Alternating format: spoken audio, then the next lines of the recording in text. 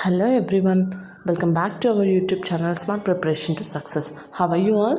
I hope everyone are fine and doing well. అందరూ బాగా చదువుతున్నారని అనుకుంటున్నాను. సో ఈరోజు టాపిక్ వచ్చేసి ఏంటి అంటే అందరిలో ఉన్న ఒక బిగ్ క్వశ్చన్ అనమాట. ఇది ఏంటి అంటే కోచింగ్ తీసుకుంటేనే గవర్నమెంట్ జాబ్ వస్తుంది అనేది. ఇది నాకు కూడా ఇంతకుముందు ఉండే సేమ్ క్వశ్చన్ అనమాట. ఇది ఏంటి అంటే జస్ట్ మనకి ఇప్పుడున్న ఈ జనరేషన్ ఆఫ్ అంటే ఈ కాంపిటేటివ్ ఫీల్డ్లో అందరికీ ఉన్న క్వశ్చన్ అనమాట ఇది. అంటే కోచింగ్ తీసుకుంటేనే వస్తుంది అనేది. సో ఇదేంటి అంటే నేను ఒక ఎగ్జాంపుల్ చెప్తాను. జస్ట్ నేను ఒక 2 పర్సన్స్ని తీసుకుంటాను.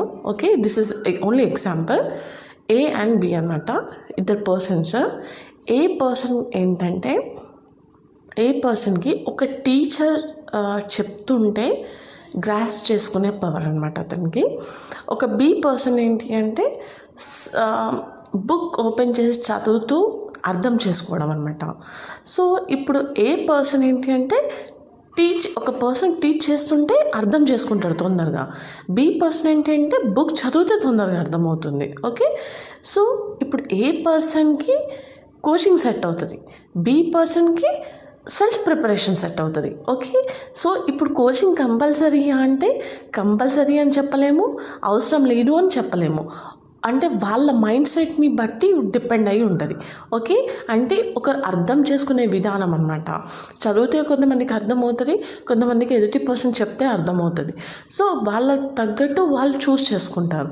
సో అంతేగాని ఒక పర్సన్ కోచింగ్కి వెళ్ళి సక్సెస్ అయ్యిందని చెప్పి మనం కూడా కోచింగ్ తీసుకోలేం కదా. అలాగే ఇంకొక పర్సన్ ఇంట్లో కూర్చొని చదివితే వస్తుంది అని చెప్పి మనం అలా కూర్చొని చదవలేము.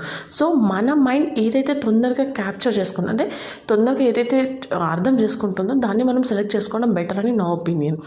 సో నేను ఏంటంటే సెల్ఫ్ ప్రిపరేషన్కి ఇంపార్టెన్స్ ఇస్తాను. నేను ఎందుకంటే ఒక క్లాస్ రూమ్లో వెళ్ళి కూర్చొని విని అర్థం చేసుకునేది నాకు సెట్ అవ్వదు. కాబట్టి నేను ఇంట్లో కూర్చొని బుక్ చదువుకుంటూ నోట్స్ ప్రిపేర్ చేసుకుంటూ నాకు ఈజీగా అర్థం చేసుకుంటాను అనమాట.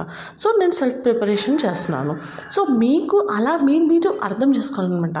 సో మీకు ఎలా సూటబుల్ అవుతుంది. సో అంటే క్లాస్ రూమ్లో కూర్చుంటే మీకు బాగా అర్థమవుతుందా, లేదంటే ఇప్పుడు సెల్ఫ్ ప్రిపరేషన్లో కూడా మనకి చాలా రిసోర్సెస్ ఉన్నాయి మనకి. ఓకే, చాలా యూట్యూబ్ ఛానల్స్ ఉన్నాయి, మన క్లాసెస్ అవైలబుల్లో ఉన్నాయి ప్రతి ఒక్క సబ్జెక్ట్ కూడా, ఈచ్ అండ్ ఎవ్రీ టాపిక్.